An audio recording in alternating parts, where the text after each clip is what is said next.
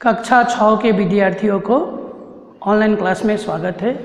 बच्चों, मैं आप सबकी पाठ्य पुस्तक भाषा क्लास की अध्याय संख्या 13 शीर्षक लोकगीत, इसके बारे में मैं बताऊंगा।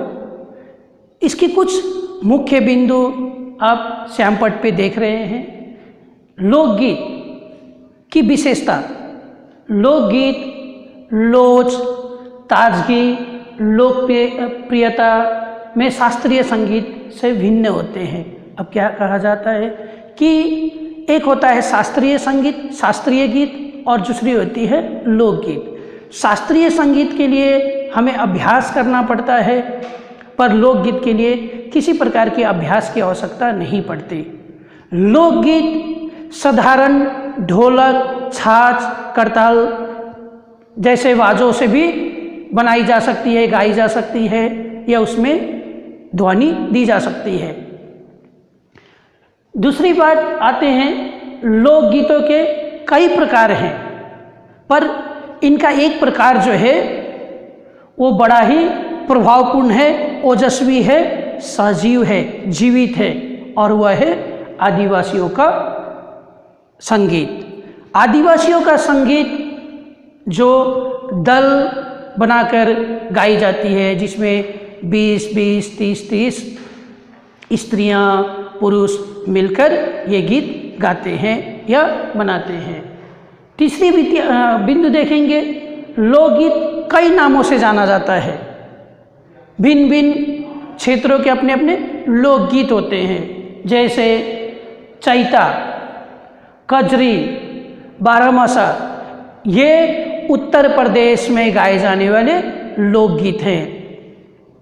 हमारे यहाँ विभिन्न उत्सवों पर विभिन्न प्रकार के गीत गाए जाते हैं। उन गीतों का अपना एक महत्व है, जैसे जन्म उत्सव के समय, शादी विवाह के समय, होली के समय। इस प्रकार से अनेकों हमारी लोकगीत हैं, जैसे बंगाल की लोकगीत बाउल, भटियाली, पंजाब में माहिया, हीर रांझा, ढोला मारू आदि लोकगीत चलते हैं। इसकी भाषा, अब इसकी भाषा में सबसे बड़ी बात है, ये आनंदमय होती है, सुख पूर्ण होती है, सुनने वाले को आसानी से समझ में आती है, क्योंकि लोकगीत की भाषा इलाकों में बोली जाने वाली भाषा से ही गठित होती है। जैसे आप देख सकते हैं, लोकगीत की भाषा गांव और इलाकों की बोलियों में गाए जाते हैं। गांव या किसी भी स्थानीय में जो बोली बोली जाती है, जो आम बोलचाल में प्रयोग में लाई जाती है, उसी में आपको लोकगीत रचित होती है, और ये बड़ा आनंददायक और सुख देने वाला होता है। इस लोकगीत की रचना, सृजन करता गांव के लोग होते हैं, स्त्रियां होती हैं। वो अपनी कोरी कल्पना से या रोजमर्रा की जिंदगी में वो जो अनुभव करते हैं, इसी से लोकगीत की रचना की जाती है। जैसे आप देखिए, गुजरात का एक दलीय गायन गरबा, जिसमें दल बनाकर स्त्रियां गोल गोल घूमकर ये गायन करते हैं, और नृत्य। ब्रज में होली के समय रसिया विख्यात है। तो इस तरह से लोकगीत जो है आम जनता के निकट होती है। वर्षा आरंभ होने से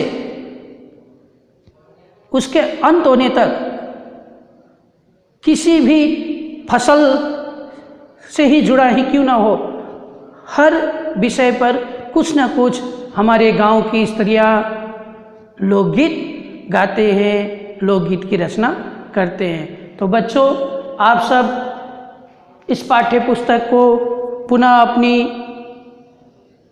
इस कहानी को पुनः अपनी पाठ्य पुस्तक में पढ़ लेंगे। किसी भी प्रकार का आपको संदेह होता हो तो मुझसे संपर्क करेंगे। धन्यवाद।